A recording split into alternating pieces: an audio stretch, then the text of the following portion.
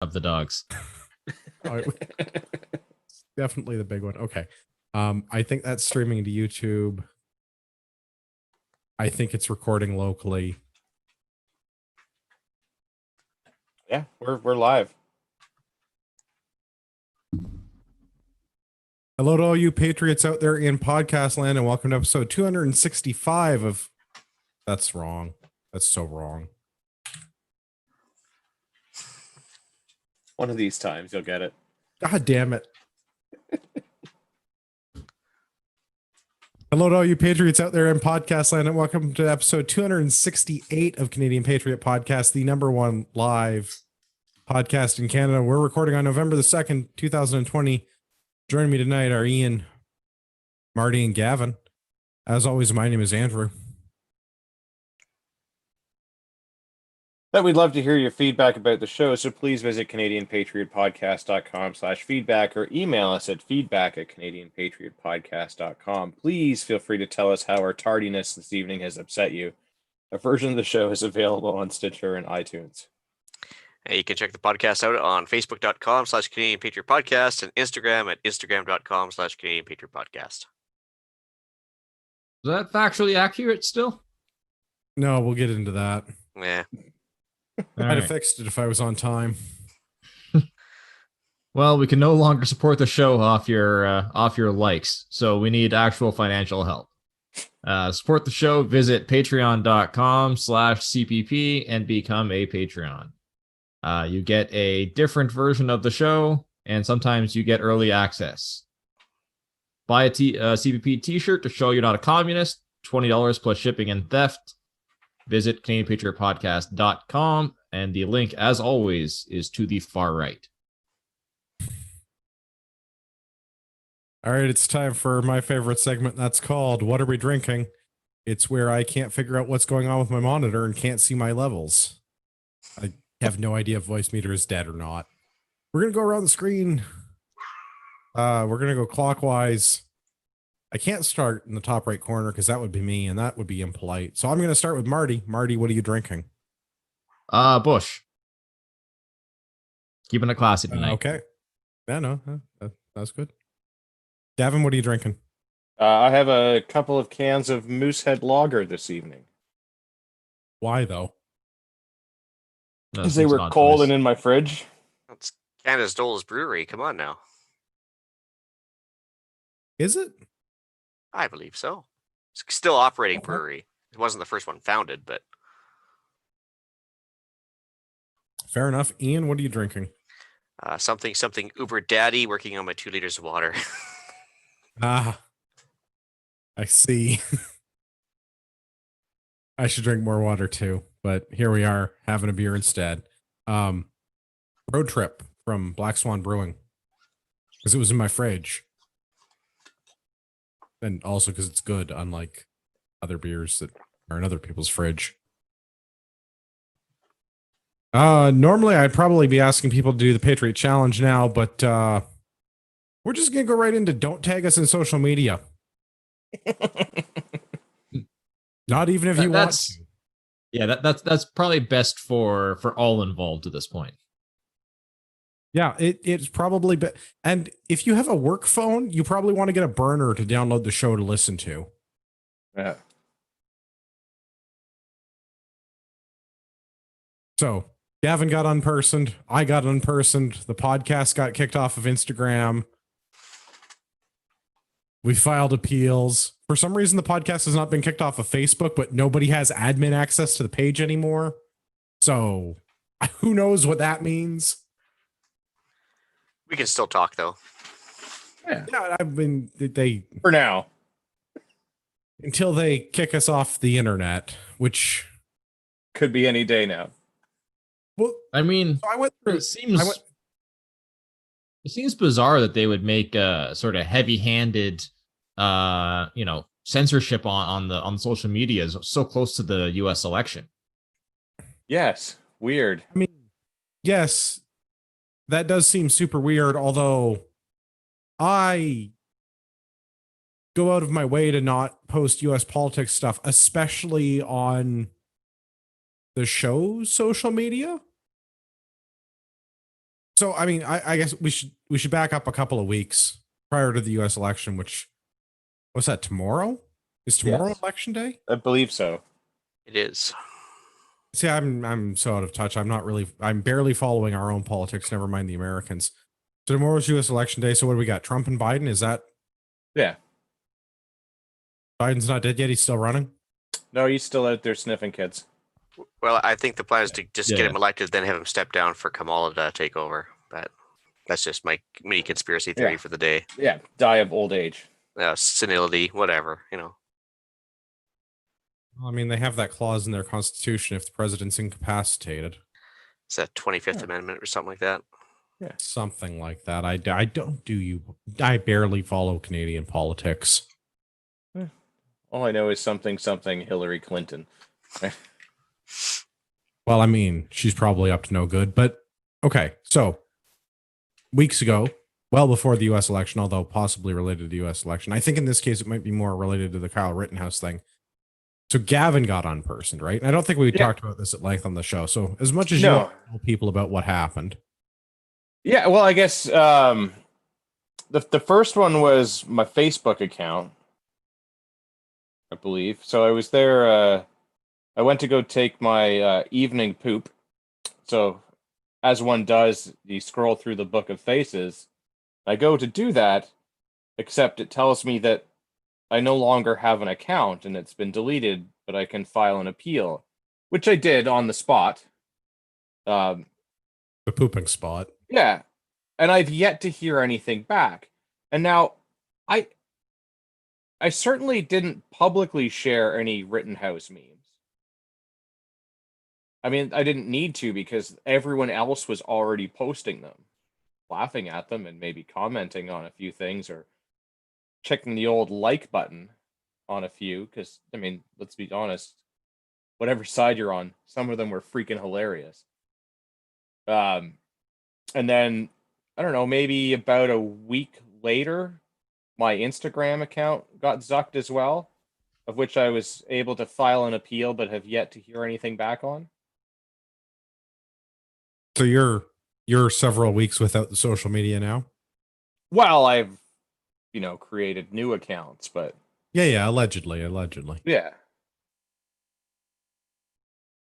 But yes, my original accounts that have been around for years and never had a violation, ever. Like, not a single ban. All of a sudden are completely zucked with no explanation and no response to my requests for one.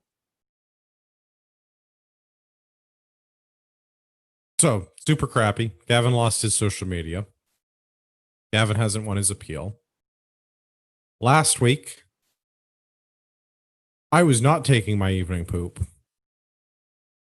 If we're comparing how this works, because I don't have Facebook on my phone.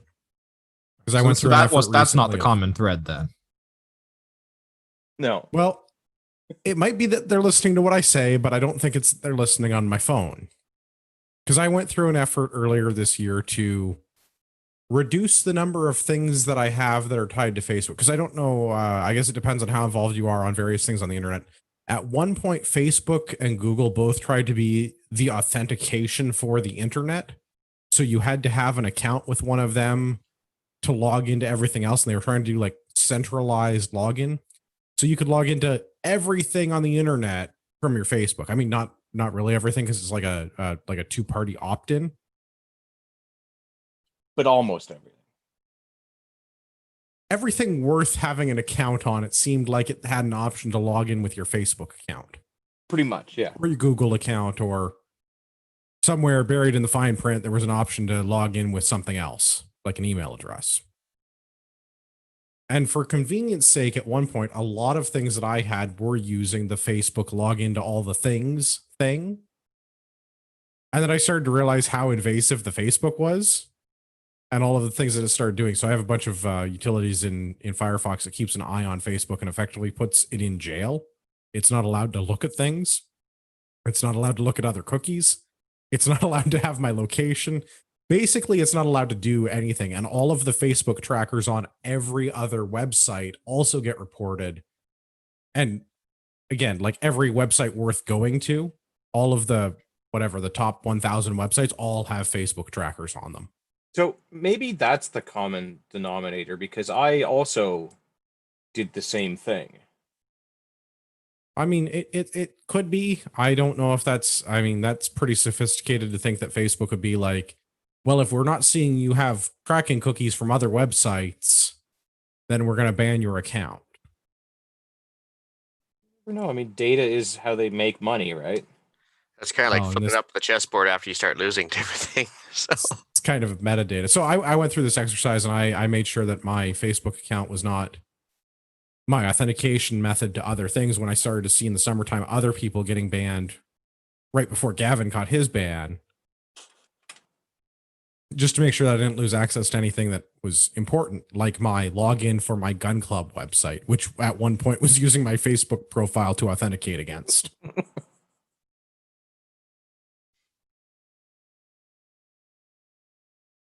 Also, the whole like it monitoring my phone thing. Another one of those things I don't want it doing. So I don't have the book of faces on my phone because I don't want it monitoring.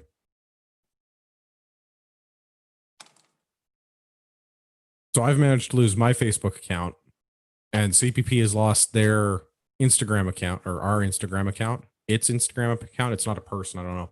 CPP no longer has an Instagram. Not that we were very good at it. And I no longer have an Instagram either. I can't figure out why CPP still has a Facebook page, though, because unlike my personal Facebook page and my Instagram page, CPP's Instagram and CPP's Facebook were like linked, whatever the method is in Facebook where you can tie them together. I don't know why one escaped and the other didn't. But I'm also really not sure with CPP now not having any admins what that means, because we don't have our own page anymore. It's just like, I guess we're just stuck with it how it is forever. We can never change it now. Yeah, you can't. Can you you can't post new content to it? Well, we can post new content because we still have people that are on Facebook that are listed as editors, but they're not administrators, so they can't do everything. And again, this is me being bad at social media. I didn't understand what the difference was, and I should have just made everybody that we trusted to have any level of access. I should have just made them the top tier of access. But I do a fair amount of data security stuff, and I don't like giving people more permissions than they need to have in real life. So that was how I applied it to Facebook. I should have, in retrospect, just given everyone admin access to everything in the hopes that somebody didn't get banned and we could eventually Well, I think part of the problem is content. that I believe I did have that, but it doesn't help because my account also got banned. So Right. So yeah. I should have given Ian admin level access, but I didn't, because I'm like, well, why would Ian never need admin access? All that lets him do is delete the page. That seems excessive. Oh, it also allows you to add other administrators. Kind of important. Okay. So listeners out there, legitimate question. Let us know if we set up a Canadian Patriot Podcast BBS, if you guys would dial in for updates. CPP.biz. Well, no. So the websites, our website is still there and all that, but our social media, more or less is gone. I still think BBS is a funny way to communicate this at these days. I We don't might have to disagree look with into you. it. I don't think it's a level of effort that I want to exert. All right, so for real That's though, what better answers for. CPP OnlyFans page where we post content. Get to see Gavin's butthole. Again, I'm not really sure what's on OnlyFans. I assume it's just people showing buttholes. All buttholes all the time. Well, I'm obligated to assume that. I don't really understand that part of the It's internet. pretty I'm similar not to inclined Canadian learn. politics. Yeah. Huh. At least it's more truthful though. Well, that's good. Other disadvantage, of course, is my ability to run the Ragnarok tactical page on Facebook has also been horribly impacted by this because, again, I didn't understand Facebook permissions, and now no one has admin access to my business's Facebook account.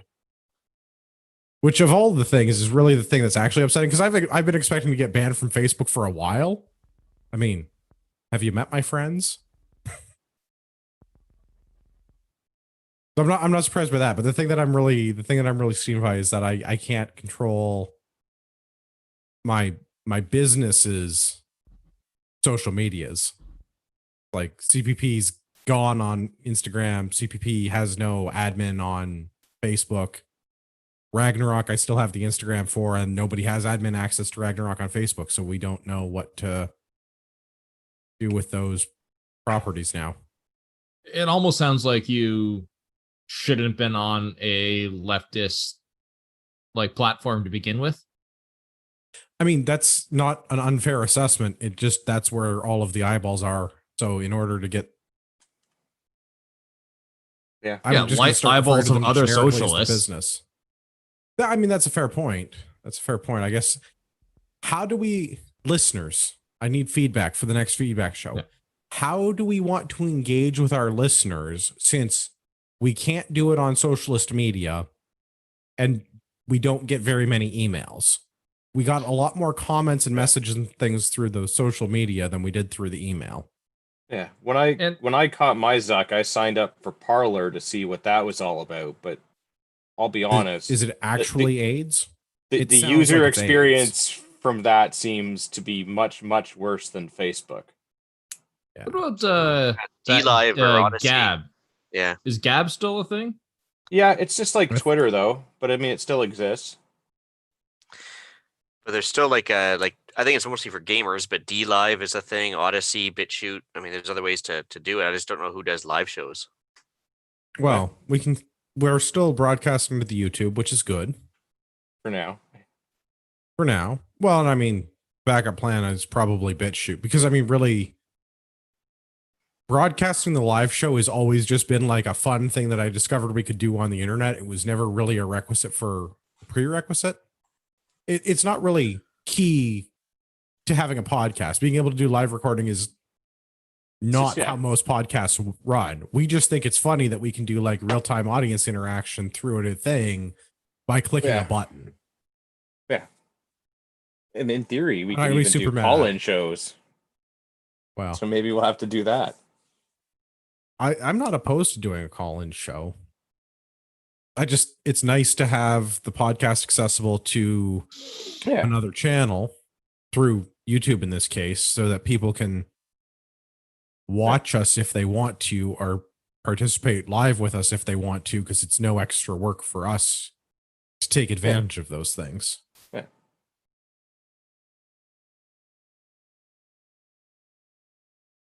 Yeah. So the internet, it sucks lately. Yeah. That and fuck the Zuck. I don't know. I mean, really, like, the only thing that I'm really annoyed about is that I have a business Facebook page there that's going unadministrated. What if somebody's messaging me right now trying to buy body armor and I'm ignoring them? Don't worry, I still get those ones. I got you, fam. I know, but that's not the point. Yeah, it's dumb. Super dumb. Super dumb. So I guess for listeners, if you have a way that you want to interact with us, you should let us know what that is, because maybe there's a thing that we're missing out on. And I don't really think I want an OnlyFans account.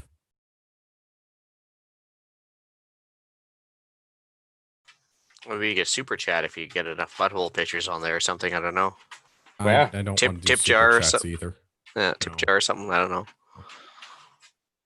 So if we get enough Patreons, maybe we can convince Andrew to get an OnlyFans and show his butthole. I still think we go to like outdated platforms like IRC, or set up a BBS. Have like an IRC channel. Is MySpace still a thing? Can we use that? I We'll be Tom's appreciate latest friends. Tom's only friends. Uh-huh. There we go. We could make our own social media. We could call it Only Friends. You have to pay to get access, but it's only people that we allow. MySpace is definitely still a thing. Oh, cool. There's Does a anyone actually use it? myspace.com. I don't. This looks like it's just random crap. It's like a shitty YouTube. It looks like. It's Yeah, that might probably be only MySpace. like the Wait, accounts that people opened up and then just abandoned. No. It's Describing all sounds like it it's might be all like MySpace. what's like it's all like kind of new pop bullshit. Like you can see all kinds of like Beyonce and Taylor Swift and dumb shit like that on here. Well, that sounds terrible. Pass. So definitely the place for us, I'd say. Yeah. All right, Marty, you're in charge of that. Tune in next week to find out what our MySpace handle is. Oh, there's a browsing article here on it. Stevie Wonder performs his first new songs in 15 years at Joe Biden rally. It's there wearing a do-rag and everything. So between the two of them, they're blind, deaf, and dumb. Yeah. Oh. I really hope the Americans don't burn everything down tomorrow, but oh well. We had a good run. And I hope they do. At least it's only the shitty states that are be burning down. Yeah. Well, I notice how the cities are boarding up in case or in preparation for tomorrow's vote. Are they worried that the cities won't go leftist or something? Because I don't think they're worried about like extreme right wing guys burning, looting downtown city streets. I mean, it was mentioned in the other CPP, leftist cities. Like, I mean, you could There's something condense that about by 'em. just calling it cities. Yeah, I mean, yes, it's a trend. but I mean, some of them are particularly left-leaning. Yeah. People are the worst. Yep. I don't have a good segue. I've been trying to come up with one for the last several parts of this conversation. Let's talk about something totally different. It's guns, because we talk about guns. The guns. I want to talk about multi-gun and rifle competitions in the post-Ordering Council world in which we now find ourselves. Gavin and I have attended a couple of multi-gun matches of late. I've been running some rifle matches. And that seems to be the extent of competition shooting in Canada right now, I guess, with the exception of IPSC, which... Pistol. I mean, like IPSC, rifles. IDPA.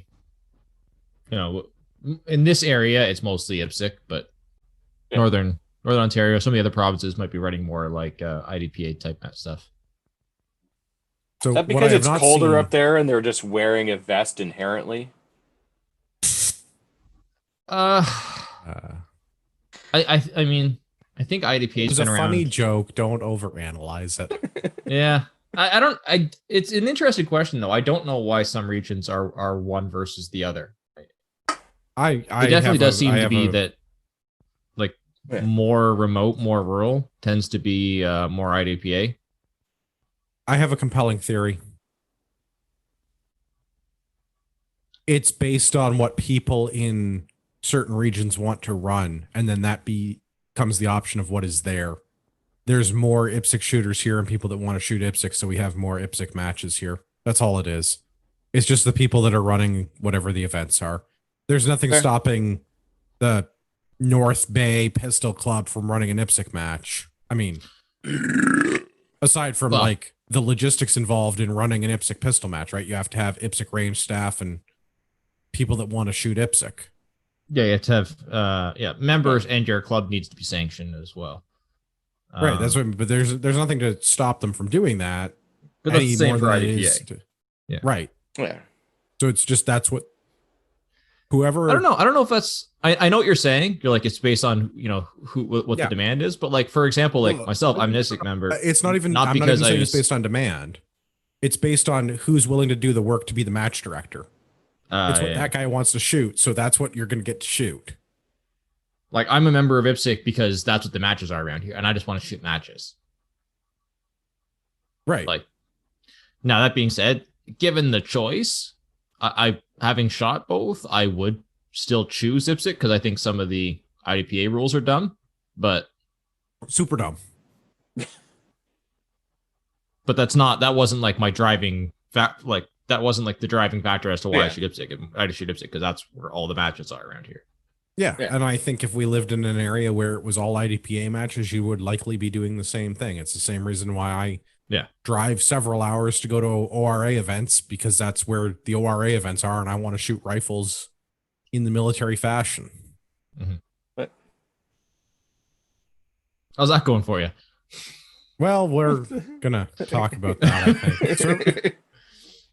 Okay, so service rifle's kind of dead in Ontario. So service rifle does exist in other forms in other parts of the country, and I have not seen any service rifle matches run anywhere this year. I'm sure somebody is going to actual me in the comments later, but I haven't seen BC or Alberta run any service rifle matches this year. I think in theory, one of the maritime provinces has a service rifle league of some variety, service rifle association of some variety, but I don't know that they ran matches before. I want to say it's like the Royal New Brunswick Rifle Association, but I don't think that anybody was running service rifle matches out there last year, wherever out there in the Maritimes was. They're certainly not running them this year. The ORA is not doing it, and DCRA, the Dominion of Canada Rifle Association, canceled the Service Conditions Championship for the first time since it was the Service Conditions Championship, which would be around about 20 years. And the first time the national matches have been canceled since World War II. now is this because of the OIC, or is this because of COVID? Because of COVID, that the DCRA and the Department of National Defense have canceled the national level matches. So I guess the background, people that don't know how this works, the Ontario Rifle Association, the Dominion of Canada Rifle Association, as well as other provincial rifle associations through the country that are affiliates of the Dominion of Canada Rifle Association. Every province is a little different. Refer to your individual provinces for rules and details. All operate on military ranges, or have the ability to operate on military ranges at the behest of the government. So when Department of National Defense came down earlier this year and said no more shooting matches on military bases for non-military users, and at one point they actually said just no shooting on military bases for a while, the ORA lost all of their range dates that they had booked, as did the DCRA at Connaught Ranges up near Ottawa. And as a result of the Corona, DCRA national matches all got canceled. Not just service conditions, but like all of the national matches got canceled. Which is deeply disappointing. I think they lost their full bore and their F class and their TR. And we lost all of the national service conditions championship matches, precision rifle, service rifle, and service pistol.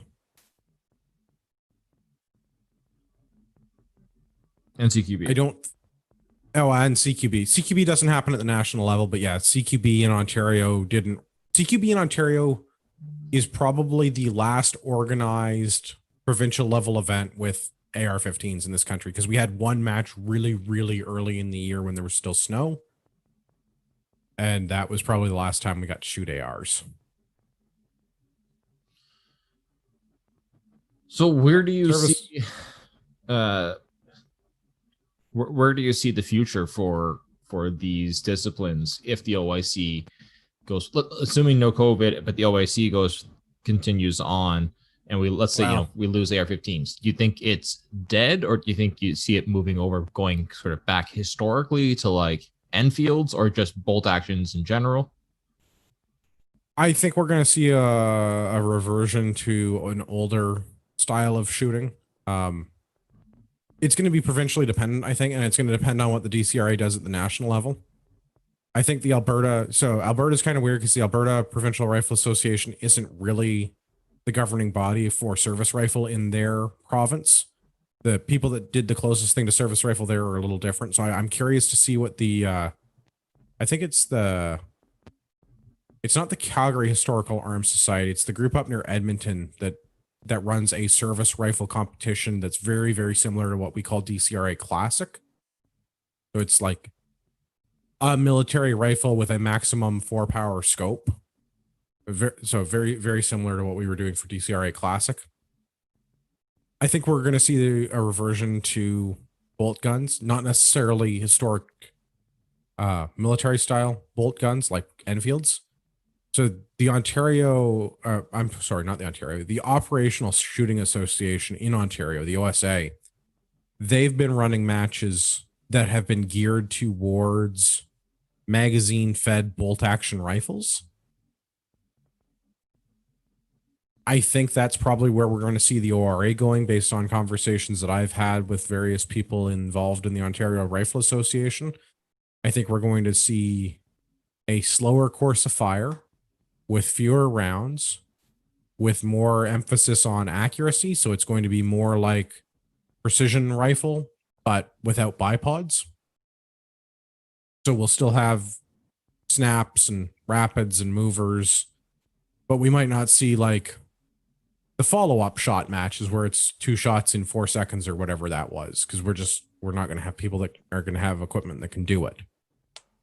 And I think our deliberates are going to be a lot more deliberate. So instead of being 5 shots in 30 seconds, we're talking about 5 shots in a minute. Or instead of our rapids being 10 shots in 30 seconds, we're talking about 10 shots in a minute and a half or 2 minutes. Whatever. I think we're going to see stuff go towards that. Magazine-fed bolt gun is going to be where it's at. The Ruger precision rifle particularly seems to have been very, very popular. Yeah, and I've been putting on some... the partisan rifle matches that Ruger is showing up very frequently. Yeah, so at one of my local gun clubs this year, as a trial to see what we could get away with for service conditions type shooting, I've been putting on partisan rifle matches about once a month. And it's not entirely unlike service rifle.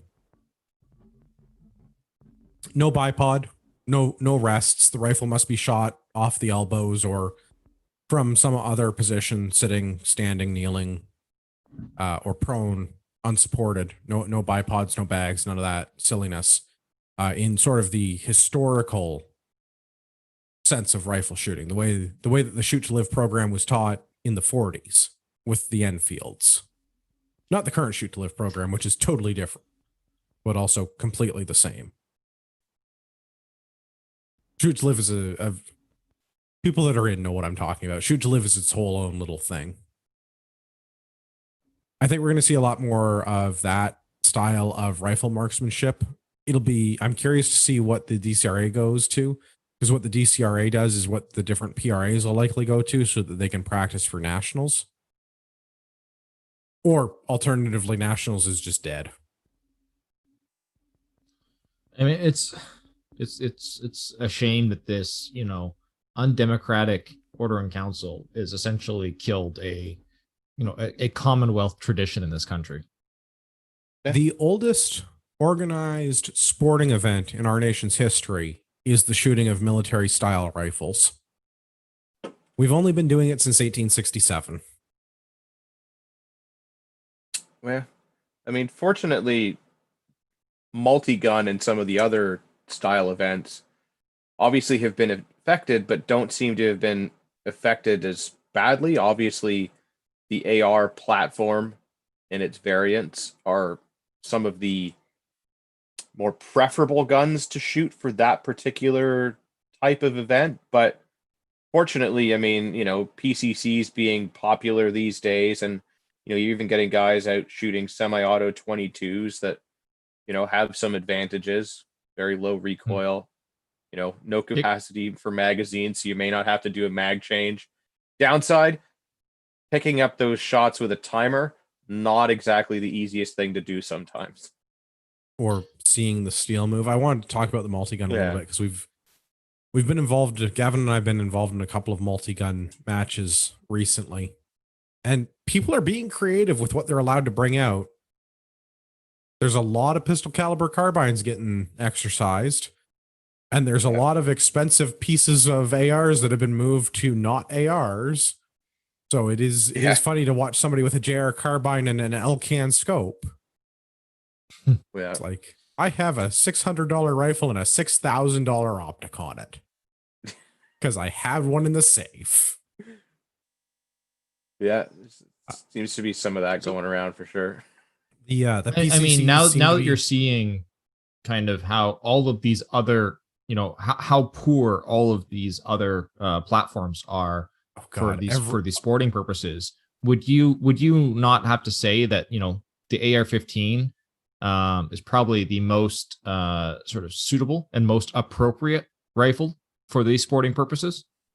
no, You wouldn't think so? no. The FNFAL is the most appropriate rifle for any purpose. I was The more going on AR-15 is a the close fact that second in this case, though. I was more going about the fact that in order to do an order in council, the AR-15 has to be deemed not appropriate. Yeah, no, I understand. I was just being a jerk because I'd Yeah. really like to shoot 3-gun with an FAL.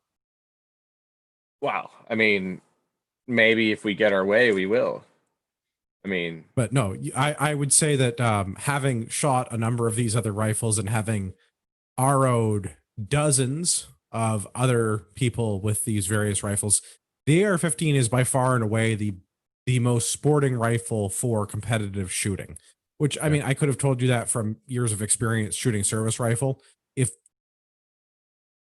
as much as I would love to shoot an FAL, and as much as there are lots of other boutique and exciting rifles to shoot, looking at you, HK and Daewoo and yeah. B&T, and did I mention HK? Because man, they make some nice rifles. Yeah. 10 out of 10 would shoot an MP5 in competition.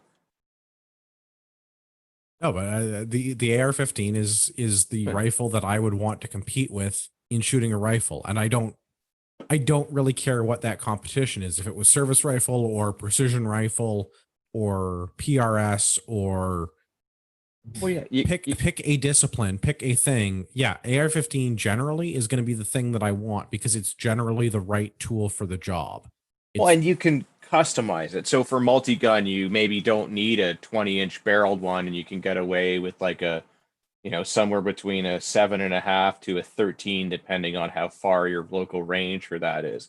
And you can put the optic you want on it, and all the other go fast, don't die accessories like magwell flares and upgraded triggers. But then build another one that's still an AR but totally different, that's more suited to shooting out to 800 yards.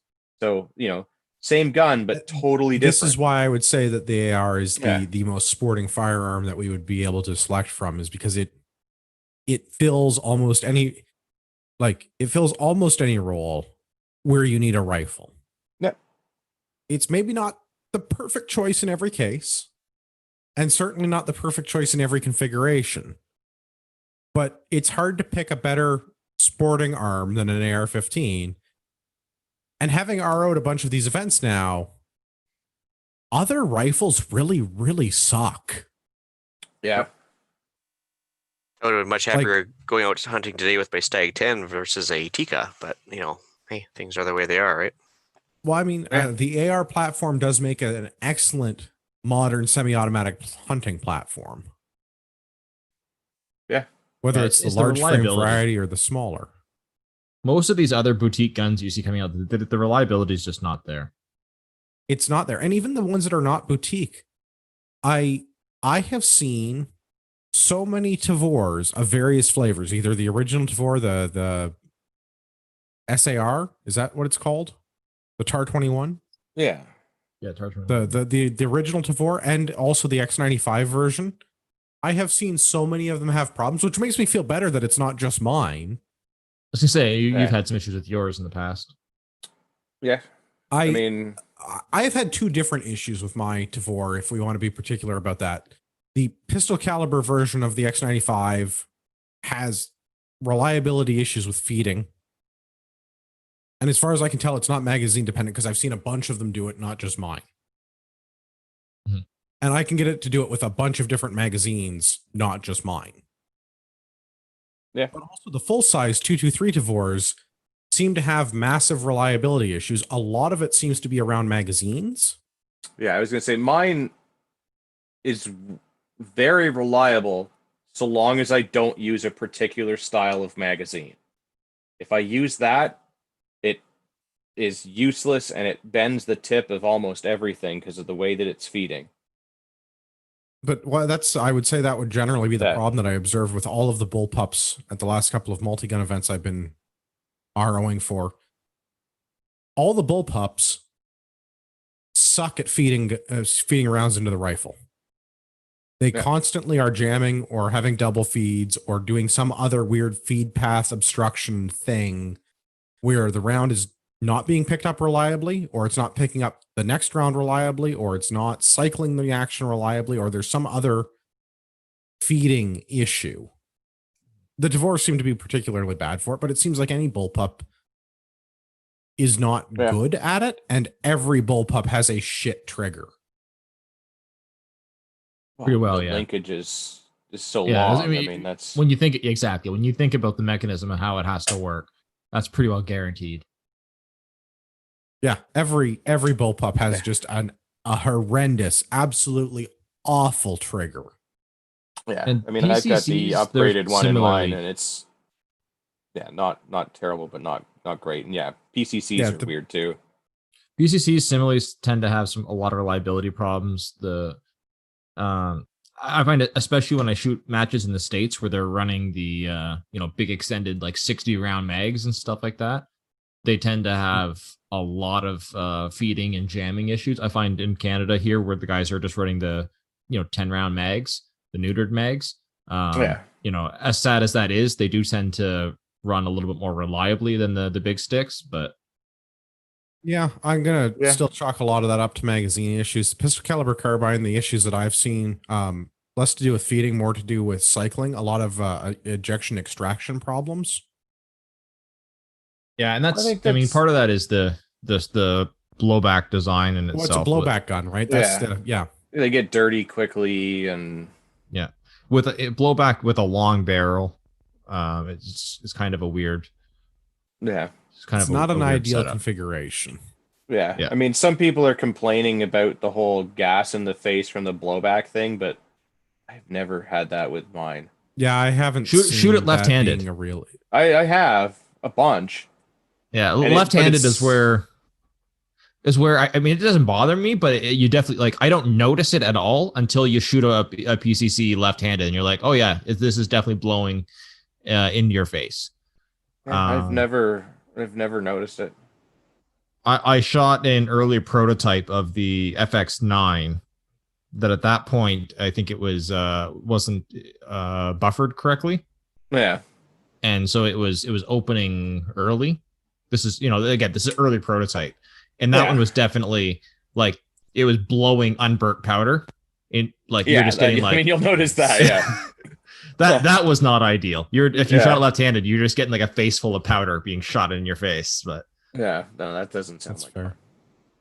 I've also seen some of these new straight pull not AR bolt action ARs. I haven't seen any of those in the wild yet, but it seems like I've seen a couple. It's there's two popular ones. It's the Maple Ridge Renegade, Maple Ridge Armory Renegade, and the Spectre Ballistic light practical carbine.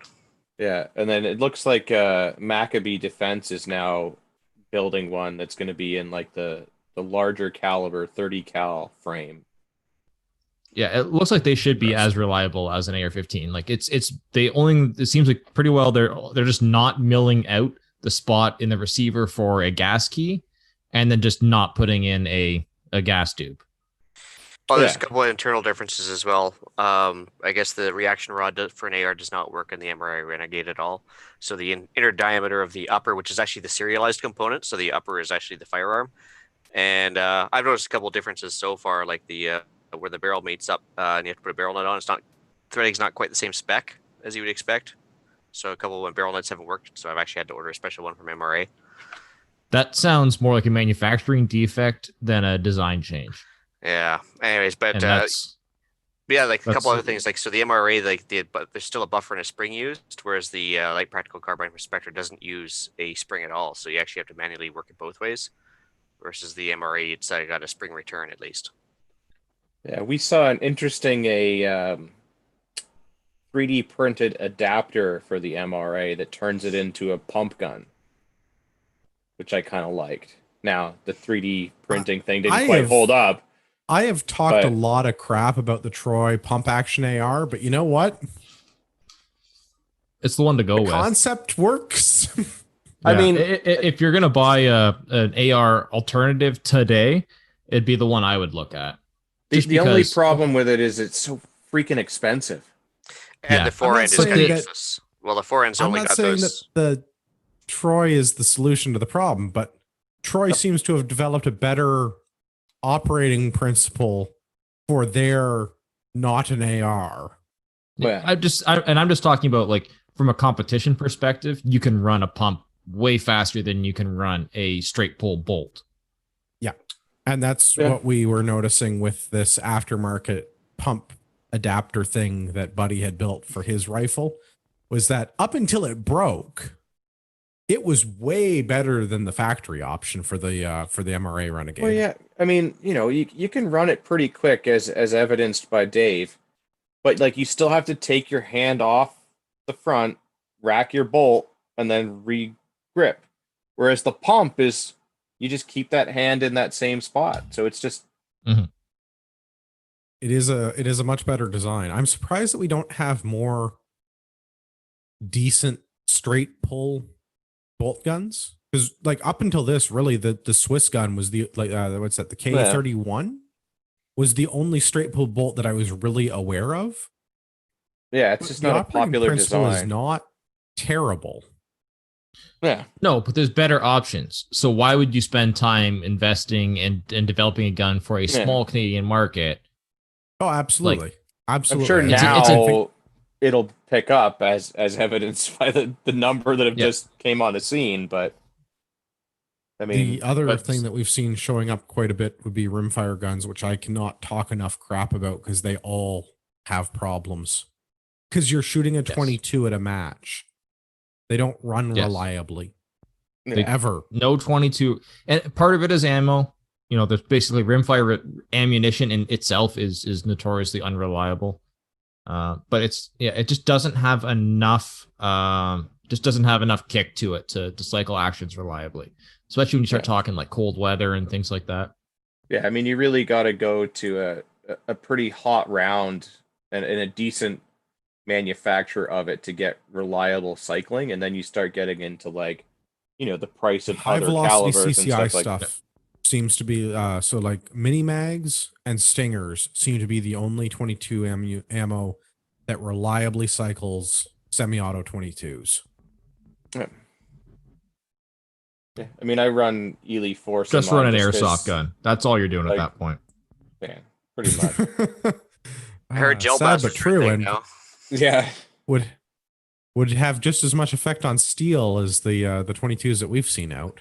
yeah, that's the biggest problem. I mean, some of those 9mm carbines at 100 yards, if you just sort of nick the target, don't seem to move it all that much, but they move it enough that you can tell. Like if you get a good clean hit, like it moves, but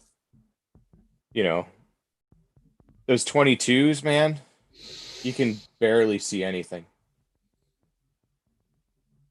Yeah. Watching people shoot 22s has been a problem, and we've had a lot of learning curves for RSOs lately. Pistol caliber carbines and 22s don't pick up the same. Yeah.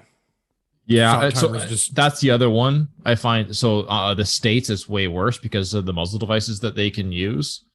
Even the PCCs down there, some of them, it sounds like a typewriter. You just hear that. It's Well, just yeah, like if you're allowed to run a suppressor on it, like they're not even suppressors, but they're brakes that do suppression as well. Like it's not like a full on, it's not like a full on Yeah. can. it but wasn't I don't know, it's- designed to suppress it, but it still sort of does. Yeah, and it's Yeah. just like they are If it so redirects quiet. the sound enough, Yeah. right? It might not make it quieter, but it might change how you observe it. Yeah. Throws it all down range instead of Like, at the thing that you- needs to you pick up hear- the sound. Yeah, like you hear more like mechanical sound from the gun cycling than you do the report from the round. Yeah, there was definitely a couple of guns this past weekend at the multi-gun match where I was ROing, where I had to be like right up uncomfortably close to the muzzle to get the shot timer to pick it up on the highest sensitivity. Yep. And then you can get you can get the occasional asshole that if he screws up a stage, at the end of the stage, he'll decide to like retreat to go back to like I'm in quotes to go back to engage another target and then run into the RO to get himself a reshoot. I don't think I deal with that level of gamers, but yeah, I can see it being a problem. Yeah. Yeah, one Multi-gun guy is on weird one now. guy in a squad in one of the major US matches. I think he had like 4 reshoots between not picking up the last shot and a couple of times of accidentally running into the RO at the end. Yeah. Sadly, I think service rifle the way it was is done for the time being, and I think multi-gun is not going to be as much fun as it was. But I'm kind of hoping that we find new rifle sports, because we still have lots of rifles, and we still need lots of people to learn how to shoot those rifles. Yeah. In the meantime, I don't think we're going to start practicing your shotgun. Action shotgun is super fun. action shotgun is a lot of work to set up, but you're not wrong. Yeah. I See, mean, I find Uncharted Steel, at least in Ontario, makes it a lot more fun. I find it actually easier for Ontario for running a steel match, but I guess the trick is you got to have the steel and the people that are willing to do the setup. I don't want to move 800 pieces of steel all by myself. Yeah. Although, be warned, the interpretation of shooting unshrouded steel with a shotgun might be different at different clubs. Yeah. Let's do a couple of news items. It was on the CBC. Trudeau says budget update won't have fiscal anchor. Suggests one is coming after crisis ends. I'm going to editorialize and just say that that means liberals can spend however much money they want for as long as they want, because the crisis is never going to end. So it's an interesting to use the word budget in the same sentence as saying it won't have a cap. Yeah, it's kind of not how budgets traditionally worked. And sort of I mean, like, describing it in a way that's sort of vague. Yes. Yes, the Like budget normally a budget specific means anchor. like laying out precisely how much you're able to spend. Yeah. So saying that your budget says, well, I can do whatever the fuck I want. No. That's not a They're budget. They're not doing whatever the fuck they want. He said that officials are working on a robust update that will provide some guidelines. Yeah, I don't think So that's it's how whatever that the works. fuck he wants. It's more of a guideline than a rule. Do not interrupt. Yeah. I'd kind of maybe like to use an anchor with the shiniest of ponies myself. Mm-hmm. So other good news with this is we're likely to not only have no anchor, but we're going to spend ourselves out of a pandemic, guys. Oh, it was that easy? you're Why talking did we the- do this at the beginning? No, here we go. At the end of the pandemic, once we've got the vaccine. Okay, so that's when the pandemic ends, when we get the vaccine. So I'm glad we got that clarified. At the end of the pandemic, once we've got the vaccine, there's going to be a need for stimulus. We've seen other countries do it to kickstart the economy into gear and get it growing back. That, of course, will be a one-time investment that we need to target to make sure everybody is benefiting from the relaunch as we get roaring back. So Yeah. we needed some So- stimulus during the pandemic, and now we're going to need stimulus now- after the pandemic? After. But don't worry, we've seen other countries do this. But also we don't have a vaccine anywhere in the world. Yeah, which countries has he seen? Which piece of contradictory Stimulated, information would we like to address first? Because the whole thing is just made up nonsense. I think the only thing that Trudeau has seen get stimulated is his wife by Idris Elba. I even question whether or not Idris Elba will let him watch. That's So the fair. Well, he budget was is in the made cottage up. at the time, but But- maybe he well, saw I mean, on her Zoom. OnlyFans. Yeah.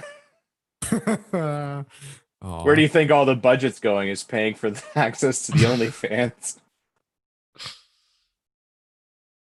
So I don't know. I this whole thing is so the fact that Depressing, first right? off, the fact that he spent all of that money to buy hundreds of millions of doses of vaccine that is not Doesn't even exist yet.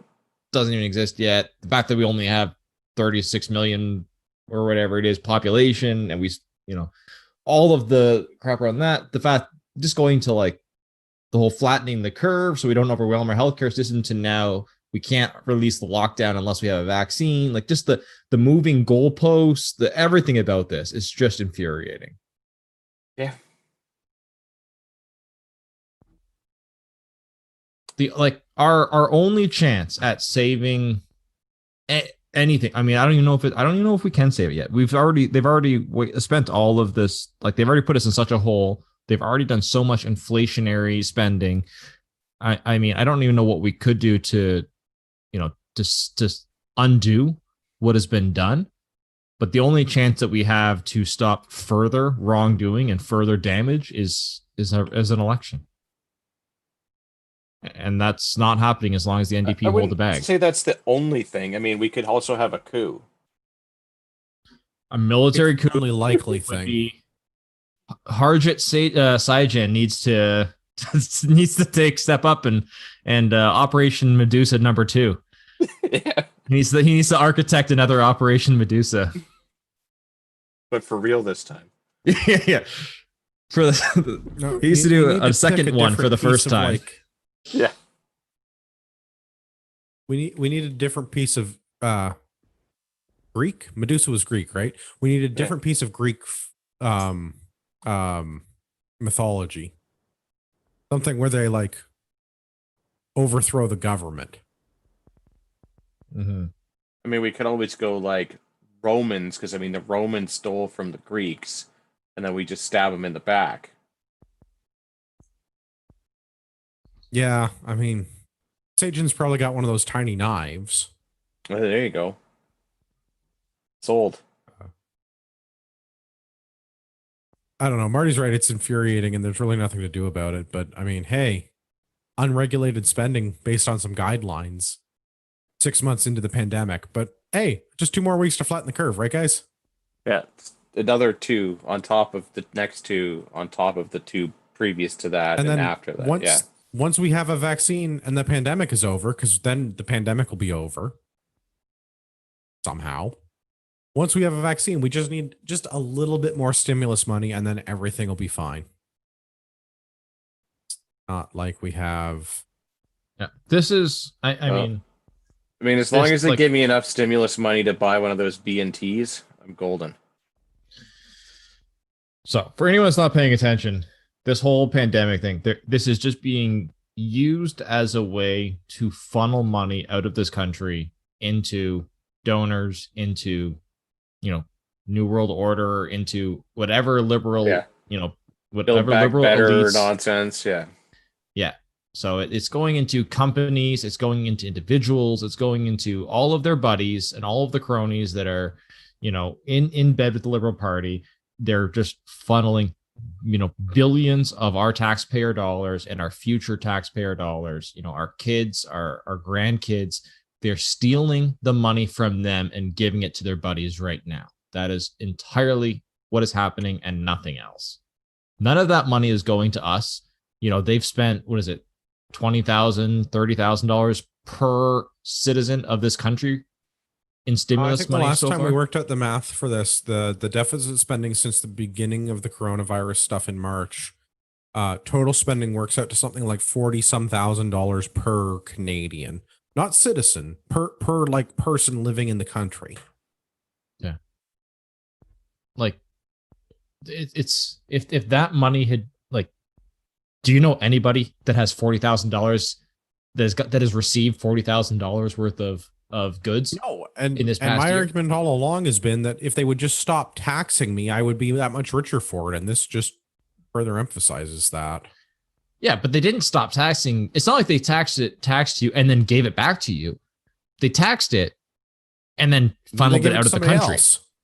Like, yeah, but there's no other Canadians. You can't find a Canadian that's received this money. There's no one that's getting this money. So like they've taxed it from us and then given it to random friends and businesses of friends. Like the We Charity. Well, let's do something a little bit more lighthearted. York Regional Police rescued a number of kangaroos this week. Crikey. They arrested the kangaroos? No, they rescued. Oh, rescued. That makes more sense. Rescued. It turns out the kangaroos are actual criminal drug lords. They've been arraigned. No, York Region Police. Sorry, I misheard you there. The York. Well, I could have misspoken. I've been drinking. York Region Police seized $150 million worth of illegal cannabis, weapons, and 3 kangaroos as part of their cannabis enforcement strategy. This is something that falls into an investigation they're calling Project Green Sweep. That's super They weird. made 37 arrests, laid 67 charges, executed 15 search warrants. Well, you all know, around Peel region. Huh? you can get past a dog. Nobody fucks with a guy with a kangaroo. It's true. Yeah, Those things are vicious, I man. I wouldn't mess with a kangaroo, but good for Peel region for rounding up 3 of them. They've also seized 29,000 plants and 4,000 pounds of processed cannabis, which is where they get their estimated street value of $150 million in cannabis. It's kind of weird though, because normally when you have like crazy drug lord, they've got like a tiger or like a shark or something, not kangaroos. Also, to whoever is running the Photoshop account, the Post Millennial, that is great job with the article photo. Yeah, it's pretty good. Pretty good. Do you guys remember that time that the Liberals campaigned when Justin was the leader? Or he still is the leader. You remember that time that he campaigned to become prime minister? And they were going to legalize marijuana? Oh That yeah, was fun. I remember that. So what you're saying is that like if marijuana was legal, then like the growing, selling, distribution of marijuana And the would not owning be a of crime. kangaroos and the illegal owning of kangaroos, yes, would all not be a crime. Yeah. It's important to not exclude the kangaroos. No, it's an integral part of the growing of the marijuana. I really want to know how kangaroos are involved in growing marijuana. How I is really want to know. Yeah, I know. It's not like you can smuggle them across the border either. Like, Yeah, it's a little difficult. There are Train not too them many to water the plants, or There's not too many kangaroos south of the border anywhere. yeah. So I mean, again, this is to all the people that are like, well, you know, we're happy that at least he legalized marijuana. It's clearly not legal because these guys are all. I mean, they're also getting charged with marijuana. I mean, they also have somehow got kangaroos and illegal weapons. Well, that's what I was just gonna say. Like, so I mean, they're trying to make all these gun bans and everything because guns are bad, and they want to do all this and that, and like they can't even stop illegal guns coming from south of the border. And it turns out they can't even stop kangaroos that don't even exist south of the border and literally need to be taken from the other side of the world to be brought here. Yeah. And somehow they think that banning guns is going to get them out of the hands of criminals. This is just like how they banned marijuana. Yeah. And then made it legal, They but it's still legalized illegal. marijuana or something. I'm not really. But it's still banned. It's still illegal. Yeah. It's still I like know. you can't. Yeah, they just Well, you made it can. legal You just for not with themselves. kangaroos. Yeah. No, it's still illegal for us. It's just legal for them. Yeah. They made Maybe it they legal didn't for the have- government to Yeah. manufacture and sell marijuana. Yeah. Hey, isn't the one of the key stakeholders in the Cannabis Corp Bill Blair? I What's believe the he name of was. the cannabis Yeah. thing that he owns? It's like Umbrella Cannabis or something. I'm not aware of this. I don't know this one. Which is weird that he's involved in that and not some sort of distillery. But I guess Well, then I he'd mean, get he'd high drink off all of the his own profit. supply. So yeah, which is the first rule.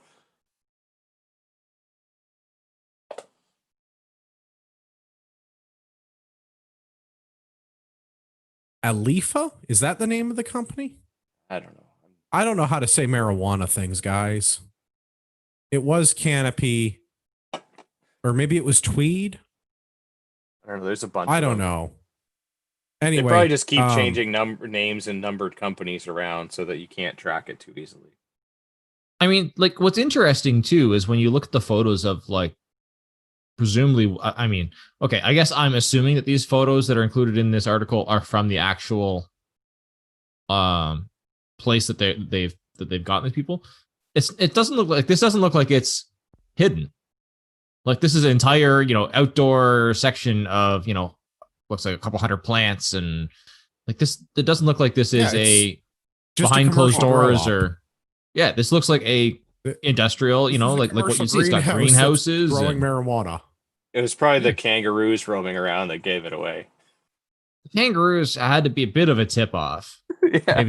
Maybe they weren't on the up and up. maybe it didn't tip them off that there was pot, but there was something not right when I saw 3 kangaroos roaming around the property.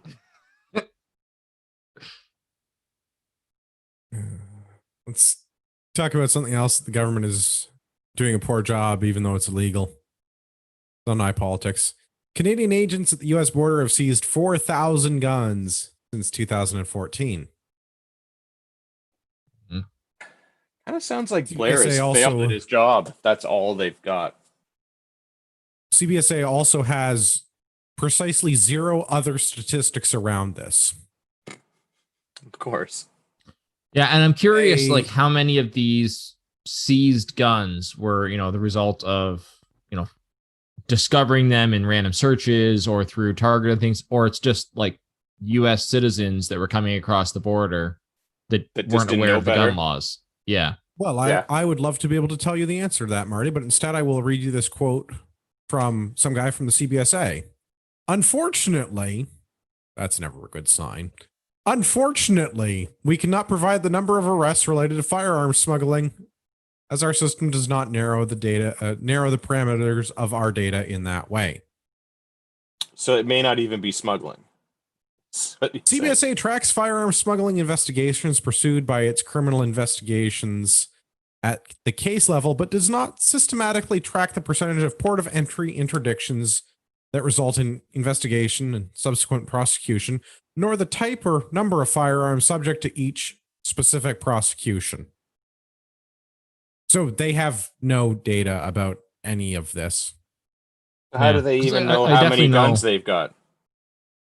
Yeah. Like, I definitely know, talking to some of the border agents as I've been going across, like, they're like, oh yeah, like, it seemingly seems like it's a pretty regular thing that, like, Americans will be coming across and, like, they'll forget their concealed carry gun with them until they get to the border. Like, oh, I forgot about this, it's on me. And they'll just kind of hand it over at the border type of thing. Yeah, having had conversations with some Americans about this, and like they're coming up to visit and stuff like that. It's like, hey, just so you know, you can't bring your gun. They go, what? I can't? So they are completely clueless to the gun laws in other countries and just assume that they can, or like you said, like even if they know that gun sits in their glove box of their car or whatever, as their like backup piece, and yeah, they just forget that it's there until they go across the border, and then it's like, oh crap. RVs are a big one. They're coming camping with their RVs, and they have like in the closet of the RV they keep a shotgun, like that kind of stuff. Which, I mean, if you're camping out in Walmart parking lots at night, you'd probably want, not gonna lie, several shotguns. Let's go back to our quote from our friend Mark here from the CBSA. Mark also has this to say: it is important to note that this number includes all undeclared firearms, which could construe a smuggling offense under the Customs Act. And it's important to note that this is not indicative of the number of firearms that may be related to organized crime. But he still doesn't actually have a number. Yeah, so he admits that it could just be a bunch of idiots that forget, and they're not necessarily smuggled, because they don't actually track that. Which you think would be kind of important. I wouldn't be surprised if the majority is the self-declared ones. Because to say that if the majority were coming from, the them detecting the illegal ones coming in, I think that they would have to be a lot more competent. And our government has to be a lot more competent than they are. Yeah, and they would have a lot better numbers surrounding it and be able to prove that. Yeah. But yeah, I mean, really, that like, and the fact that it's such a low number to me means that like it's a clear indicator that Blair, as the Minister of Border Security, has failed miserably at his job. Yeah, 4,000 in 6 years across the entire border. That does seem pretty low.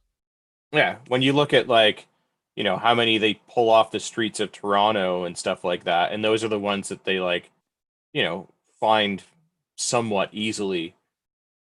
That number is ridiculously low. I'm going to guess this is somewhere between 5 and 10% of the actual number. Yeah, I wouldn't be surprised. I mean, some of these, at least the ones in the photo here, some of these guns, it makes me sad that they got seized. Not that I want them to be here illegally. I'm just sad to see them because they ultimately are going to get destroyed. Yeah. Well, I mean, and that's kind of the sad thing about some of that is, yeah, like you get a lot of war take homes and some other antique stuff that kind of gets lost in the shuffle over several years and ends up in the wrong hands. And then, yeah, ultimately when it gets found, it gets melted down rather than, used for whatever trial it needs to be used in, and then could be sold off or whatever to help fund the police stations. Yeah, Being as I'm we want to looking at defund them. in the photo what looks to be a Colt Python here. It's like, oh, yeah, it's a python or an anaconda, maybe. Yeah, that's probably worth a fair bit. Also, why is there a Mac 10? Yeah, the Mac 10 and with a big stick is pretty interesting. Or it's the Mac attack, baby. I think that might be a Savage at the top there with there's a bolt gun with no scope. No sights of any kind. Yeah. I mean, it looks like it could be like an Axis or something. There's a Ruger below that's got some iron sights on it, but the very top, I think it's a Savage, and it's just no sighting devices of any type. Seems highly criminal. Right up there with that double barrel shotgun on the right hand side. Yeah, well, it has the mossy oak buttstock wrap on it there, so that makes it extra dangerous. None of those guns are from BC though, because they're not in pink Muddy Girl camo. Yeah, there's no Muddy Girl camo. Well, at least at the very least, we know that none of these were involved in the organized crime. Yeah, because there's no Muddy Girl camo. Yeah. I don't know. I feel like the silenced Mac 10 with the giant stick mag might be involved in organized crime. Yeah, that was pretty suspicious. I'll give you that. Oh no, it's I'm not totally really worried about. Like, what's that? There's that walnut looking one there with a scope on it. What's that? That's a Browning BAR, maybe. Yeah, it's the pump one. Whatever the pump one is. Yeah. I know what you're talking about. So like there's some BAR. That's an assault rifle. Yeah. There's definitely some obvious hunting guns on here. There's a couple of obvious shotguns. There's a Benelli semi-auto shotgun there. It looks like a M2 or an SBE2. Yeah, but then there's also like a pair of AKs and a Mac 10 and what looks like some kind of a knockoff 22 AR-15 lookalike, and what might be an actual AR-15. And then that pistol next to the Python there, I can't tell what that is, but it looks awfully small. I don't know. I'm going with that's like some sort of prohibited pistol. The one vertical foregrip on the one AR-15-ish looking gun. Mm-hmm. I don't know what the hell that thing is. I've never seen a vertical foregrip like that. It's like twice as long as what's necessary. Yeah, I don't know what that's about. People have made some weird choices with some of these guns, but the vast majority of them look like they were just somebody's hunting rifle, somebody's shotgun. Okay, the Mac 10's kind of a weird one. Give you that. Mac 10's that's a success. That's a job well done, guys. Yeah, gonna say the Mac 10. But the rest of this, I don't know, man. None of these don't look very special. I've seen this vertical grip before. Gavin's like, it's in my closet. Oh, is this No. the Yeah. one that turns into a bipod? Yeah. And I think Yes! this Oh, one, is it? yeah, if you look closely at the bottom, it looks like it's got the bipod on it. That's why it's so goofy long. I'm And it's like, got a what the hell is that thing? Oh yeah, I mean that it's mid mall ninja out. So. And that is the Good job, weirdest looking CBSA, scope I've for seen because the interdicting scope has some a pick rail on firearms. it too. Well, that's how you know it's good. Yeah. Extra tactical. Also, the police seem to have a phone on the floor. Weird. Whatever. That's where they keep their phone. All right. Let's remind everybody the end of this month, we're doing book club. This month's book, 12 Rules for Life, Jordan Peterson. Similarly, Shilling, if you want to get an official Big Luau shirt in case you have an occasion for a cookout this late in the year. Amazon link, we get affiliate revenue. Same thing with the book. Amazon affiliate link. You use our affiliate link, and then you buy anything on Amazon, we get a commission. And I appreciate that because last month, Amazon commissions paid for my son's diapers, which was cool because as a Prime customer, I get 20% off diapers, and my son uses a lot of diapers. So thanks for helping buy those. Ian already had to leave for daddy Uber duty. To go on his OnlyFans, he could be your Uber daddy. But we'll go around for the rest of the panel. Marty, you're off the hook. You can't find us on social media, so all I'm going to ask you is where can people email the podcast if they want to get in touch with us? Feedback at CanadianPatriotPodcast.com. And once again, email us and tell us that you would definitely use a BBS. Tell us where you would like Marty to host the BBS so that he can be in charge of setting all of this up and moderating it. No, that's better Andrew job. Sounds fair. Wow. Hey. All right. Gavin, where can everybody find you? You can find me on the gram once again, UrbexGTA, all one word this time. All right. I'm not on the social media anymore, but find me at RagnarokTactical.ca. We still have our Instagram page, and more importantly, we still have our website. And I shipped orders this afternoon, just like I do every day. So if you order, I'll ship it tomorrow, or a reasonable facsimile thereof. I don't always get same day shipping done, but I usually get next day, and it's $10. So, I mean, what do you want for shipping? It goes out reasonably fast compared to most places. It goes out incredibly fast, and it's reasonably inexpensive compared to most places. It's almost government prices. For all of our listeners out there in podcast land, I'd like to remind you that you are the true North, strong and free.